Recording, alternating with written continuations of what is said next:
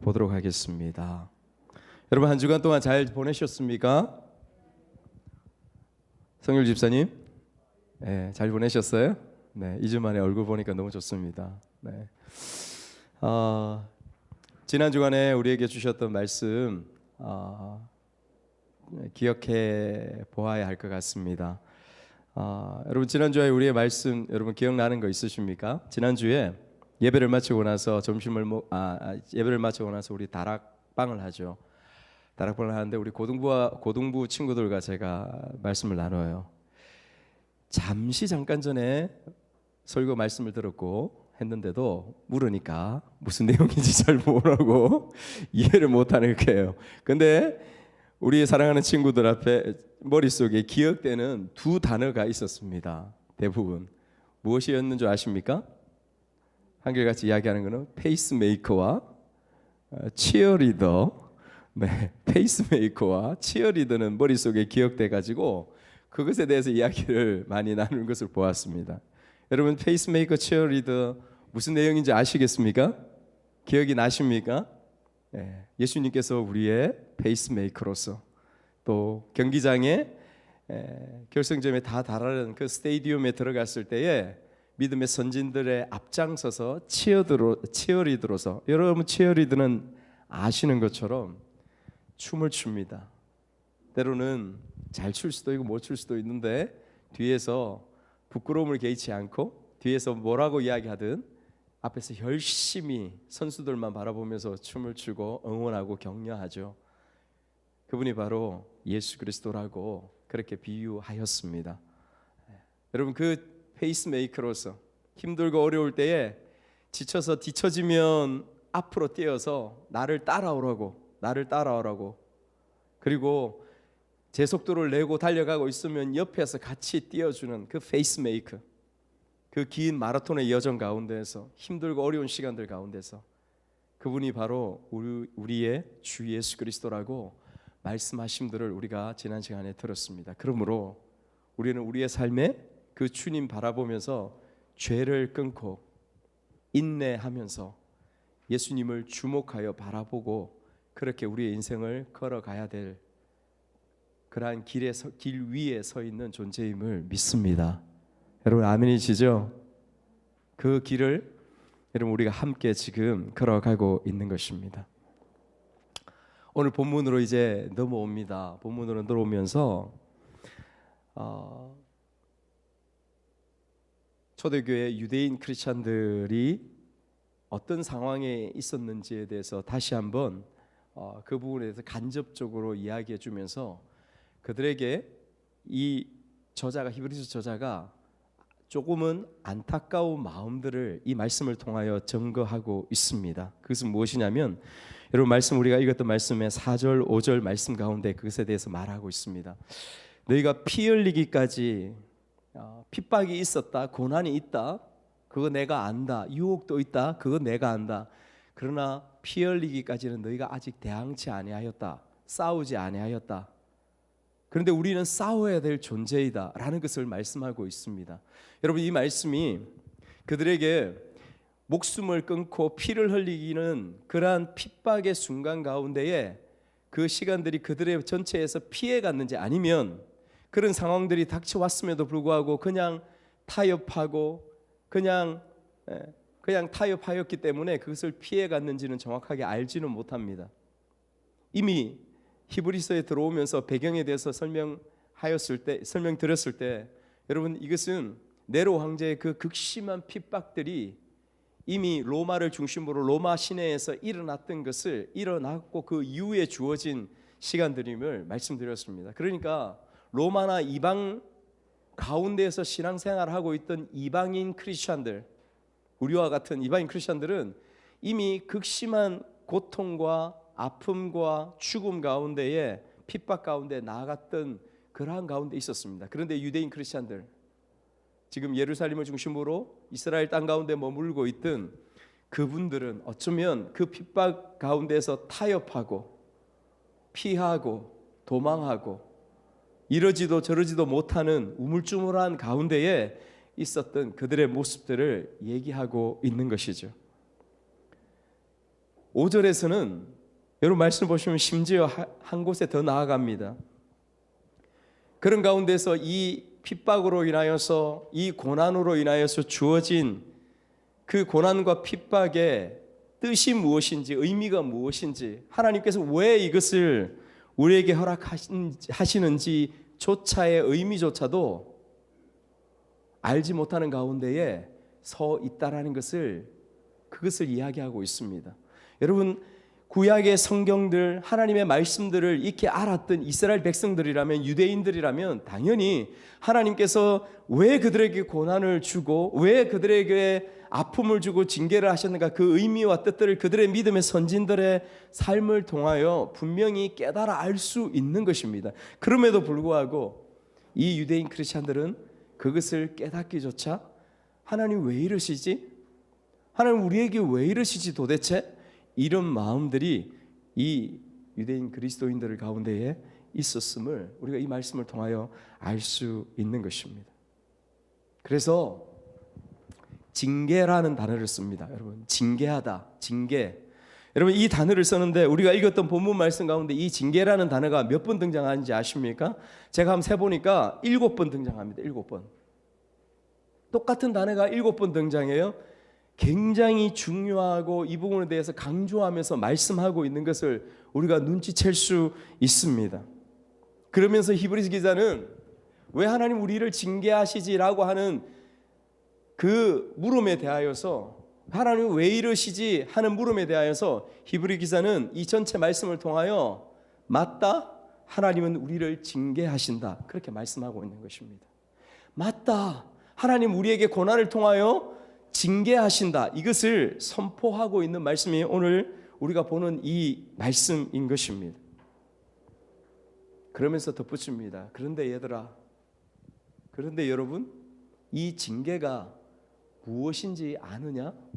이 징계의 뜻이 도대체 무슨 뜻인지 아십니까? 라고 히브리서 기자가 지금 이 말씀을 통하여 우리에게 오늘 묻고 도전하고 있는 것이죠.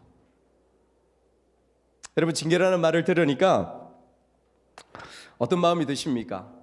형벌 혹은 징계, 뭐 비슷한 의미로 우리가 생각할 수 있는데 좀 확실히 차이가 납니다. 여러분, 요즘 제가 이 단어를 생각해 보면서 이런 생각이 들어졌어요. 요즘 세상을 이렇게 쭉 우리가 같이 둘러보면 많은 사람들이 그런 이야기를 합니다. 세상은 요지경이다. 왜 여러분 요지경이다 이런 표현을 쓸까요? 어떤 기준도, 어떤 질서도 다 무너져 버린 그러한 모습들이 굉장히 많기 때문에 세상은 요지경이다라는 그런 말을 쓰지 않을까 싶습니다. MG 그런 이야기를 하죠. MZ세대. 왜 기성세대가, 왜 부모 세대가 MZ세대라고 그렇게 할까요? 여러분, MZ세대의 중요한 특징이 무엇입니까? 전문가들이 이야기합니다. 단 한마디로 딱 할 수 있으면 자기 중심성이라고 이야기하죠. 자기 중심성이 굉장히 강한 그 세대를 MZ세대라고 합니다. 어떠한 옳고 그름의 가치 체계가 중요한 것이 아닙니다. 이 MZ세대에는 그냥 내 기분이 좋으면 옳은 것이고 내 기분이 좋지 않으면 그런 것입니다. 이성적으로는 그렇지 않죠. 그런데 적어도 내 마음은, MZ세대의 내 마음은 그 환경 가운데 그 사람을 만났을 때의 대화 가운데 그 상황 가운데서 내 기분이 괜찮으면 좋은 거예요. 옳은 거예요. 그런데 그렇지 않으면 옳지 않은 것입니다.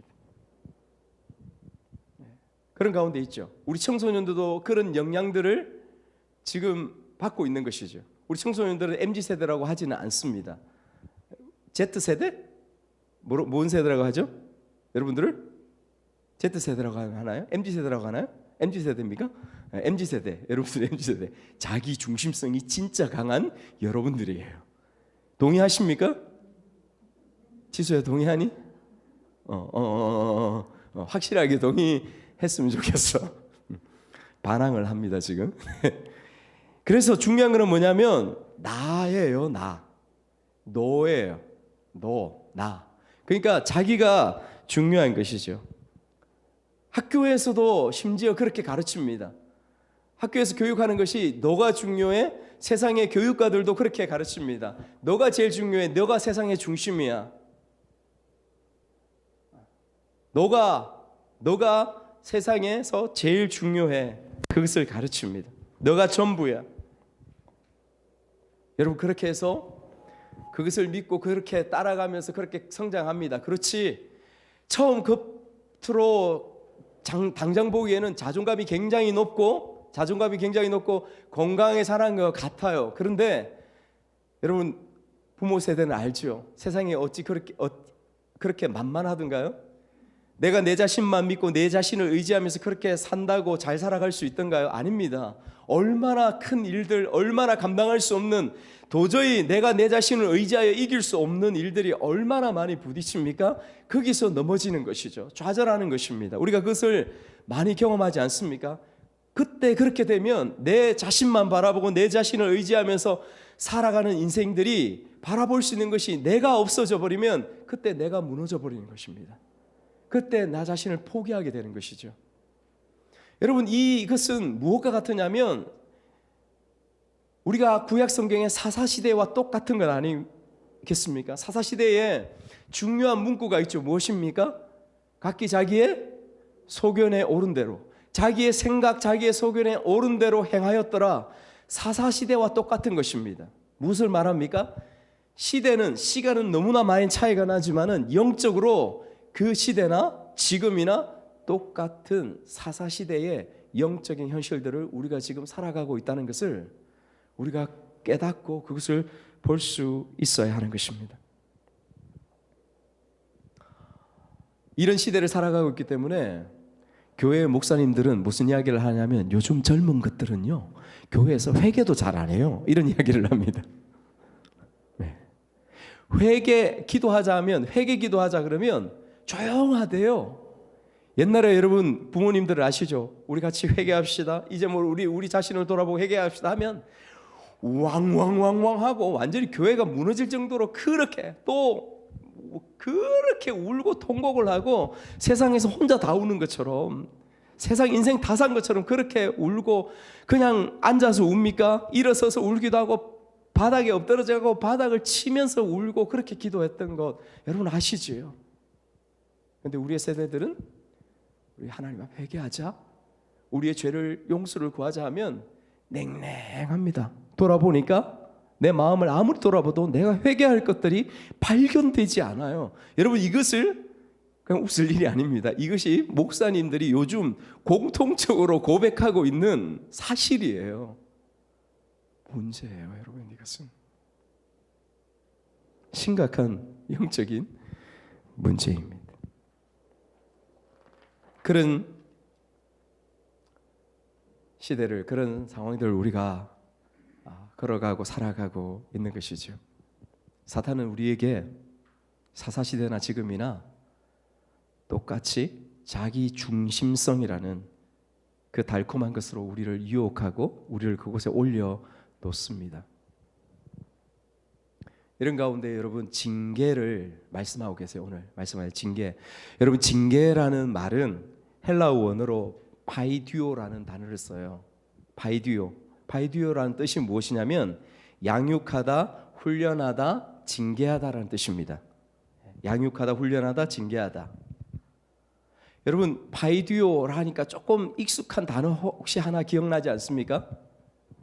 파이디온. 그렇죠. 파이디온이 뭐예요? 어린 아이들을 파이디온이라고 해요. 예수님이 제자들과 수많은 무리들이 모였을 때 말씀을 전할 때 애들이 너무 예수님이 좋아가지고 막 뛰어나와가지고 예수님 하는데 제자들이 어디 어른들 모였는데 뒤로 가 저리 가 이러니까 아이들이 나에게 오는 것을 막지 말라. 천국은 이 어린아이와 같은 것이다 라고 말씀하시지 않았습니까? 그때 말씀하시는 이 어린아이 파이디온이에요. 파이디온.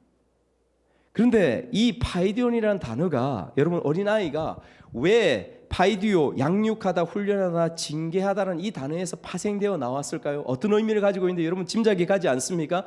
어린아이는, 우리의 자녀들은 양육받아야 되고 훈련받아야 되고 징계받아서 자라야 하는 것을 말씀하고 있는 것입니다. 아멘?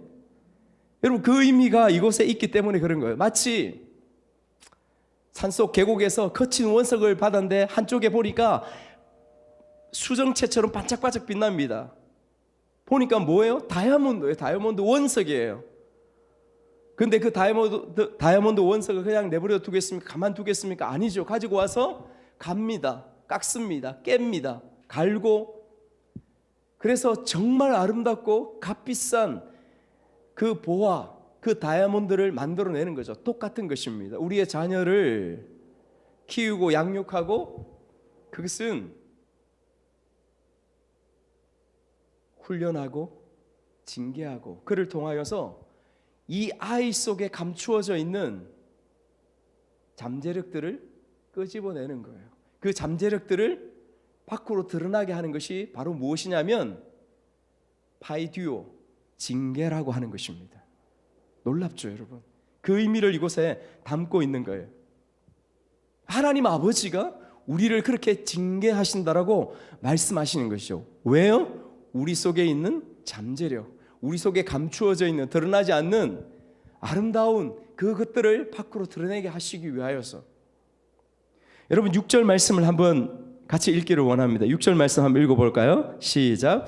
주께서 그 사랑하시는 자를 징계하시고 그가 받아들이시는 아들마다 채찍질 하심이라. 주께서 사랑하시는 자를 징계하신다고 받아들이시는 아들마다 채찍질 하신다, 이 말씀하십니다. 여러분 이 6절의 말씀은 구약의 말씀을 그대로 가지고 온 말씀이에요. 그것을 그대로 인용합니다. 어디 말씀이냐면 잠언 3장 12절입니다. 잠언서 3장 12절 말씀 앞에 나오죠. 우리 같이 다시 한번 큰 소리로 읽겠습니다. 시작. 대저 여호와께서 그 사랑하시는 자를 징계하시기를 마치 아비가 그 기뻐하는 아들을 징계함 같이 하시느니라. 여러분 여기서 정말 중요한 단어가 무엇이냐면 사랑하시는 자와 그 기뻐하시는 아들입니다. 무슨 말이냐면 여러분 징계라는 것은요 옆집 아저씨가 내 아들에게 하는 것이 결코 아니라는 것입니다. 옆집 아줌마가 나에게 징계하는 것이 결코 아니라는 것입니다. 친아버지가 그 아들에게 나무라고 혼내는 것, 그것이 징계라고 말씀하시는 거예요. 사랑하는 자에게, 그 기뻐하는 아들에게. 그래서 우리 여기 청소년들 앉아있지만 여러분 청소년들 반드시 기억하세요. 만약에 여러분 가정 가운데서 여러분들이 잘못했을 때 여러분들이 아버지가, 여러분들이 어머니가 여러분들을 징계하고 나무래고 회초리라고 들어서 여러분들을 종아리를 쳤다? 그러면 여러분들은 뭐라고 생각해야 되냐면 뭐라고 생각해요? 이 양반 내 찐아빠네, 이렇게 생각해야 돼요. 이 아줌마 내 찐엄마네, 이렇게 생각해야 돼요. 그런데 막 달라들고 눈을 부라리고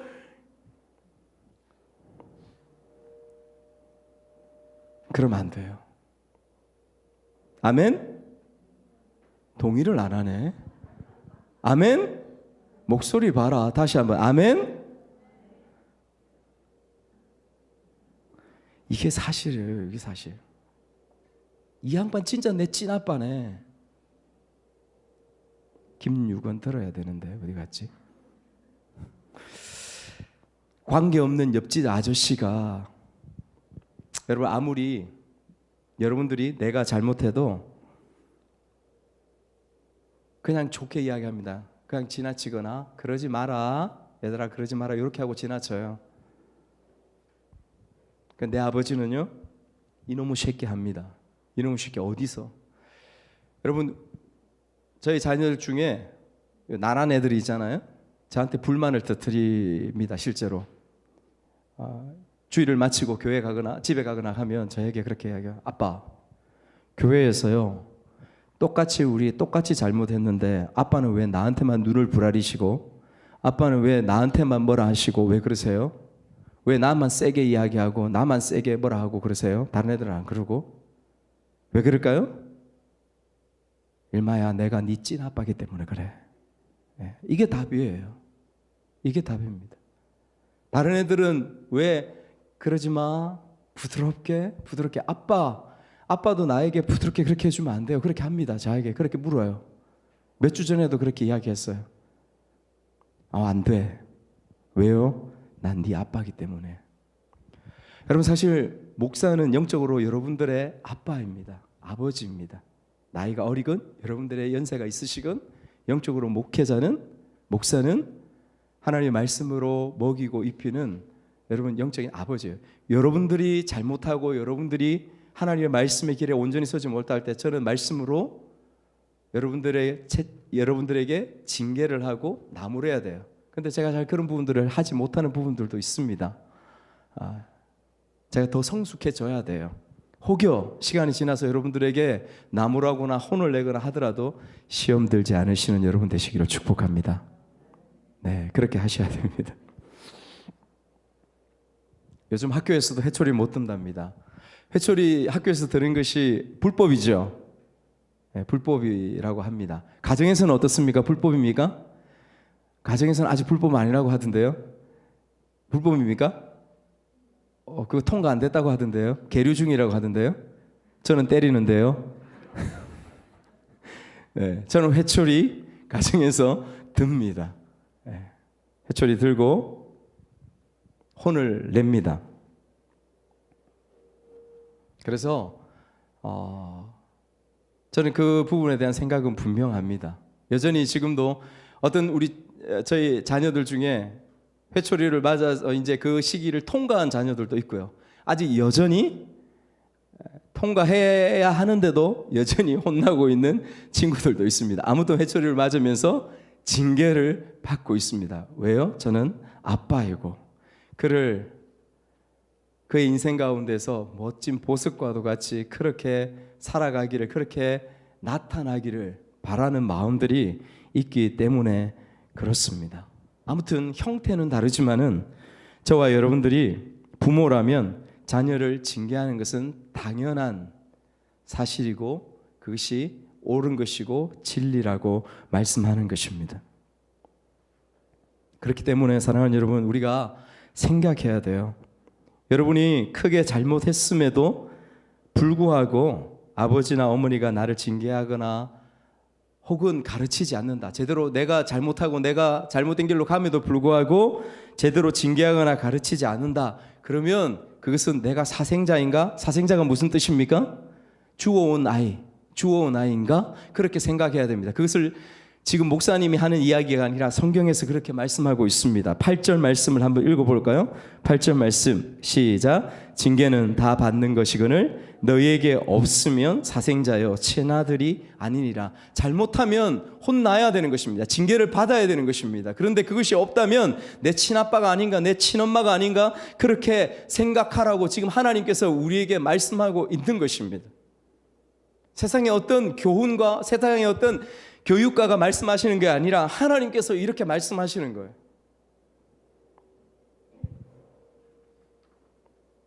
여러분, 저와 여러분들은 사생자가 아닙니다. 오늘 하나님께서는 우리의 일반적인 우리 아버지와 아들의 관계들을 말씀하시면서 그 관계와 하나님 아버지와 우리의 관계를 같이 비교하면서 그것을 계속해서 말씀해 가고 있습니다. 그렇다면 하나님도 우리의 인생 가운데서 징계하신다는 거죠. 하나님도 여러분들의 삶 가운데서 여러분 청소년들이나 우리 부모님들이나 모두에게 하나님께서 징계의 손을 드신다라고 그렇게 말씀하고 있는 것입니다. 여러분, 그 징계가 우리의 삶에 구체적으로 무엇으로 나타날까요? 고난입니다. 역경이에요. 힘듦입니다. 내 인생 고난을 통해서 하나님 훈련하시고 징계하신다고 말씀하시죠. 여러분, 요셉을 보십시오. 요셉은 어릴 때 어떻게 지냈습니까? 정말 철없고 거만했고 호강에 겨운 모심에 호강에 겨운 아들로 그렇게 자라났습니다. 부모의 모든 사랑을 독차지하고 그렇게 자라났어요. 그러니까 철이 없습니다. 하나님께서 이 아들을 사용하시기 위하여 훈련이 필요했습니다. 징계가 필요했습니다. 그래서 요셉을 어떻게 하셨는가 여러분들이 말씀을 통하여 잘 알고 있습니다. 여러분, 그 요셉의 고난, 그가 팔려가고 형 가족들에게 모두 배척을 당하고 버림받은 부분에 대해서 시편 105편 17절에서 19절은 그 사건에 대해서 정확하게 이렇게 해설해 주고 있습니다. 설명해 주고 있습니다. 시편 105편 17절에서 19절 말씀 우리 큰 소리로 같이 읽겠습니다. 시작. 그가 한 사람을 앞서 보내셨으면, 여러분 여기서 그가 누구입니까? 하나님이십니다. 하나님께서 한 사람을 앞서 보내셨다고 말씀하시죠. 요셉을 종으로 보내셨으며 요셉이 종으로 팔렸도다. 요셉을 먼저 그 땅에 보내셨다고 말씀하시는 거죠. 같이 읽겠습니다. 그의 발은 착고에 차고 그의 몸은 쇠사슬에 매였으니 곧 여호와의 말씀이 응할 때까지라. 그의 말씀이 그를 단련하였도다. 착고가 뭐예요? 여러분 감옥에 앉아서 발에 차는 나무로 쇠고랑으로 딱 차는 그걸 착고라 합니다. 그런 감옥 가운데, 그런 노예와 감옥에서 요셉이 어떻게 생활하는지 잘 아십니다. 근데 마지막에 그렇게 말씀하시죠. 여호와의 말씀이 응할 때까지 그의 말씀이 그를 단련하였도다. 누가 하셨다고요? 누가 이렇게 징계하시고 누가 이렇게 이끌으셨다고요? 하나님께서 내가 친히 그렇게 요셉의 삶 가운데 일하였다라고 하나님께서 말씀하고 있는 것입니다. 여러분 요셉의 인생, 요셉의 그 삶 가운데 하나님께서 그렇게 역사하셨다. 그렇다면 저와 여러분들의 삶 가운데도 똑같이 그렇게 일하시는 것을 우리에게 말씀하시는 것입니다. 똑같이 그렇게 일하고 계시는 거예요. 여러분 이 하나님의 역사에 지금 비록 현실이 어렵고 힘들지라도 그 하나님의 일하심 역사 가운데 아멘하는 우리가 되기를 축복합니다. 아멘이 잘 안 되시죠? 아멘 할 수 있기를 바랍니다. 아멘 하셔야 돼요. 그럼에도 그 현실이 어렵게 우리에게 다가와 있습니다. 역경과 고난이 쉬운 사람이 이 세상 가운데서 아무도 없을 것이에요. 여러분 제가 만났던 지금까지 만났던 수많은 그리스도인들, 그분이 장로님이건 권사님이건 집사님들이건 정말 신앙생활을 하면서 특별히 그분 가운데 가장 힘들어하는 분들이 있습니다. 그분들은 어떤 분이냐면요, 그냥 신앙생활 하는지 아니면 세상 가운데 사는지 한 발은 세상에 한 발은 교회에 이런 사람들이 아닙니다. 정말 열정을 다해서 열심을 다해서 하나님 앞에 헌신하고 수고하였던 그런 분들이 그렇게 살아가는데 하루아침에 엄청난 말할 수 없는 고통과 역경들이 그 삶의 그 가정 가운데 그 건강 가운데 찾아오는 것을 경험하죠. 그러면 그분들은 진짜 속에서부터 나는 신음을 합니다. 속에서부터 나는 울음과 신음을 하면서 목사님 도대체 하나님 왜 그러실까요? 이런 고백들을 해요. 같이 기도하면서 같이 웁니다.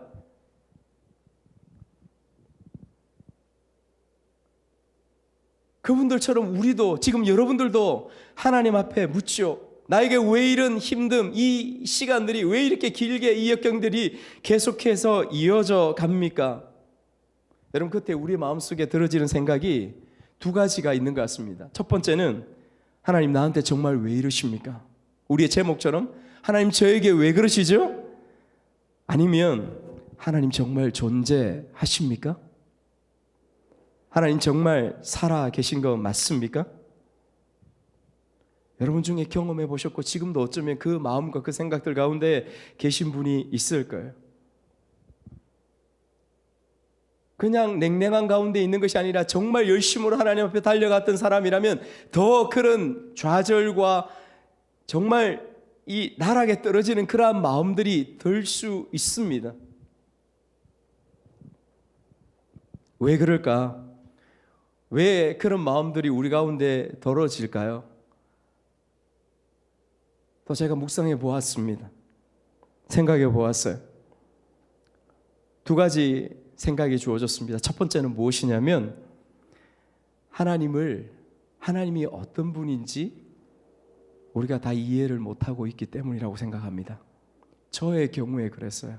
저의 경우에 저에게 극심한 고난과 힘듦이 저를 짓누르고 무엇인가를 하려고 하고 무엇인가를 애써도 모든 것들이 되지 않는 그런 모든 시간들 가운데서 제가 앞에 말씀드렸던 하나님 저에게 왜 그러세요? 진짜 왜 그러세요? 이 고백을 수도 없이 땅을 치면서 그렇게 했던 게 바로 저였습니다. 시간이 지나고 하나님 말씀하시면서 제가 깨닫게 되었어요. 내가 정말 하나님에 대해서 몰랐구나, 이해하지 못했구나, 하나님의 뜻을 몰랐구나. 여러분, 그것을 알게 되었습니다. 여러분, 지난주인가요? 지지난주인가요? 제가 한 선교사님, 짐 엘리엇이라는 선교사님을 여러분에게 소개시켜 드렸죠. 짐 엘리엇 우리가 잘 알고 있지 않습니까? 남미의 그 아우카 부족 가운데 들어가서 여러분, 그의 친구들과 함께 비행기에 내린 그 첫 걸음 가운데에 그곳에 들어가는 가운데서 그들은 죽임을 당했습니다. 살인을 당했어요. 그것이 미국 사회 가운데 대서특필되었습니다. 온 신문 가운데, 온 교회들 가운데 다 퍼졌습니다. 그때 미국에 있는 교회들과 그 신문 가운데에 나왔던 기사의 내용들이 무엇이었냐면 얼마나 위대한 낭비인가, 이렇게 나왔어요. 놀랍지 않습니까, 여러분? 얼마나 헛된 낭비, 혹은 얼마나 비꼬면서 위대한 낭비인가, 이런 말들이 나왔어요. 왜냐하면 이 짐 엘리엇이라는 사람은 미국의 유명한 기독교 유명한 명문 대학이 있습니다. 그 휘턴 대학이라고 해요. 그 휘턴 대학 출신인데 거기서 최고의 수재였어요.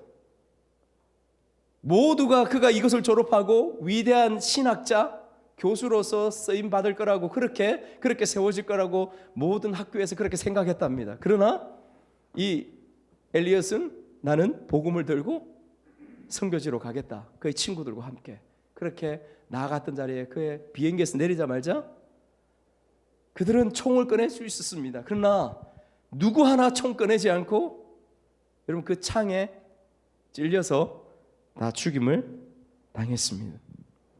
그런데요, 놀라운 것은 무엇이냐면 하나님께서요, 엘리엇의 이미 죽기 전에, 떠나기 전에 그의 일기장 가운데에 하나님께서 이것이 결코 낭비가 아님을, 이것이 결코 헛된 낭비가 아님을 하나님께서 엘리엇과 함께 그곳에 기록해 놓고 있었던 것입니다. 그가 남긴 유명한 말, 수많은 어록과 같은 말씀이 있어요. 그런데 우리가 보는 것처럼 영원한 것을 위해 영원하지 않는 것을 포기하는 것은 어리석은 것이 아니다. 영원한 것을 위해 영원하지 않는 이 땅의 삶을 포기하는 것은 어리석은 것이 아니다. 어떻게 증명되었습니까? 그들이 죽고 난 이후에 시간이 지났습니다. 엘리엇과 그 동료들의 선교사님의 아들들과 자녀들이 그 아우카 부족 가운데 다시 들어갔습니다. 다시 들어가서 그들을 만났습니다. 그리고 죽었던 그들의 유품들을, 그들의 남편들의 유품들을 보여주면서 당신들이 죽인 이 사람이 저의 남편입니다. 그 부족들이 다 쓰러졌어요. 다 넘어졌습니다. 어떻게 되었을까요? 그들을 창으로 찔렀던 그 사람은 목사가 되고 그 모든 부족이 하나님 앞에 세워졌던 것을, 구원받았던 것을 우리가 이미 알고 있습니다. 하나님의 뜻이 어디 있을까요? 하나님은 어떻게 이해해야 할까요? 여러분, 지금 현실에 주어진 그 현상, 그 상황들만 가지고 하나님을 다 안다라고 그렇게 하지 마십시오. 우리가 좀 더 하나님의 말씀을 통하여 하나님을 더 깊이 이해해야 될 필요가 그곳에 있는 것입니다. 또 한 가지 이유가 있습니다. 또 한 가지, 내 속에 뿌리 깊게 하나님 왜 그러십니까? 라고 그렇게 불평하며 나아갔던 이유가 있습니다. 그것은 무엇이냐면 보상심리가 저희 가운데 있기 때문에 그래요. 우리 가운데 보상심리가 있습니다. 보상심리. 어떤 보상심리일까요? 아까 말씀드린 것처럼 나는 하나님 앞에 정말 열심히 했는데, 나는 하나님 앞에 정말 수고하였는데, 그러한 보상심리가 우리 속에 내 자신도 알지 못하는 가운데 있습니다. 얼마나 내가 10년, 20년, 30년 오직 주님 바라보면서 그렇게 걸어왔어? 내가 헌금도 하고 내 삶을 헌신하면서 봉사하고 그렇게 왔는데 어떻게 하나님 그러실 수 있어? 그런 마음이 들어지는 것입니다. 시험에 빠집니다. 복음서의 말씀이 한 곳 생각났습니다. 어디에 말씀이냐면, 여러분, 예수님께서 보화에 대하여서 여러분 비유하시는 말씀이 기억나십니까? 잃어버린 보화가 아니라 밭에 감추인 보화, 밭에 감추인 보화를 말씀하셨습니다. 어떤 사람이 밭에 감추어진 정말 값비싼 보화를 발견했습니다. 그가 몰래 집으로 돌아와서 그가 가지고 있는 모든 가지고 있던 소유들을 다 팔아서 어떻게 했습니까? 그 밭을 샀습니다. 왜? 그 밭에 감추어진 보화를 캐내어서 자기를 가지려고. 여러분, 여기에 캐낸 그 보화가 무엇입니까? 가장 값비싼 보화가 무엇이에요? 무엇인지 모르시겠습니까? 모든 것들을 팔아서 모든 것들을 내어주어서 그 값비싼 보화는 무엇이라고 말씀합니까? 예수 그리스도예요. 예수 그리스도. 예수 그리스도가 가장 값비싼 보화라고 말씀하는 거 아니겠습니까? 그렇다면 그 예수 그리스도의 가장 값비싼 보화를 소유하기 위하여서 이 농부는 어떻게 했습니까? 그가 가진 모든 것들을 다 팔았습니다. 다 내어놓았습니다. 다 팔았어요. 여러분에게 질문하겠습니다. 이것은 수고입니까? 아니면 당연한 것입니까? 여러분, 이것은 헌신입니까? 당연한 것입니까? 어떻게 이야기할 수 있겠어요? 수고입니까? 헌신입니까? 가장 값비싼, 비교할 수 없는 그 존귀한 것을 위하여서 내가 가지고 있는 모든 것들을 팔아서 그 작은 밭을 샀다면 이것은 당연한 것 아닙니까? 수고가 아닌 것이죠.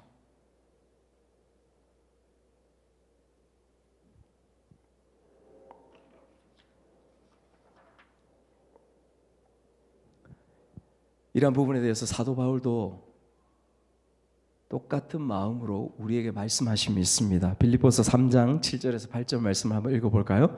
빌립보서 3장 7절에서 8절 같이 읽습니다. 시작.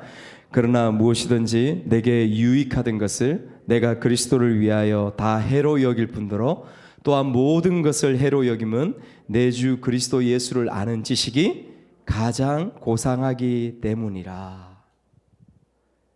내 주 예수 그리스도를 아는 지식이 가장 고상하기 때문에 내가 지금까지 살아오면서 내가 쌓아왔던 모든 지식, 모든 물질, 모든 이 땅에서의 삶, 내가 사랑했고 내가 붙잡고 내가 가지고 살아왔던 모든 것들을 배설물로 여겨 똥처럼 여기는 그 바울의 이 고백이 만약 하나님을 알지 못하였던 사람이라면 어떻게 이런 고백을 할 수 있겠습니까? 하나님을 이해하지 못하고 보상 심리 가운데 있었던 사람이라면 어찌 이런 고백을 할 수 있겠습니까?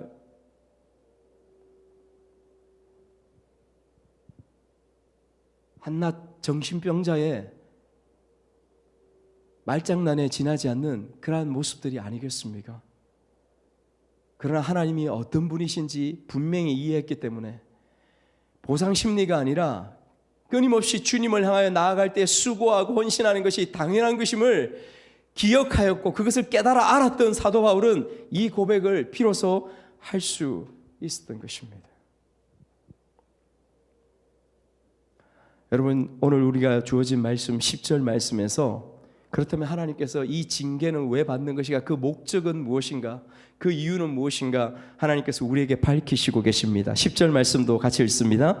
그들은 잠시 자기의 뜻대로 우리를 징계하였거니와 오직 하나님은 우리의 유익을 위하여 그의 거룩하심에 참여하게 하시느니라. 우리의 유익을 위하여. 그 유익의 구체적인 것이 무엇이라고요?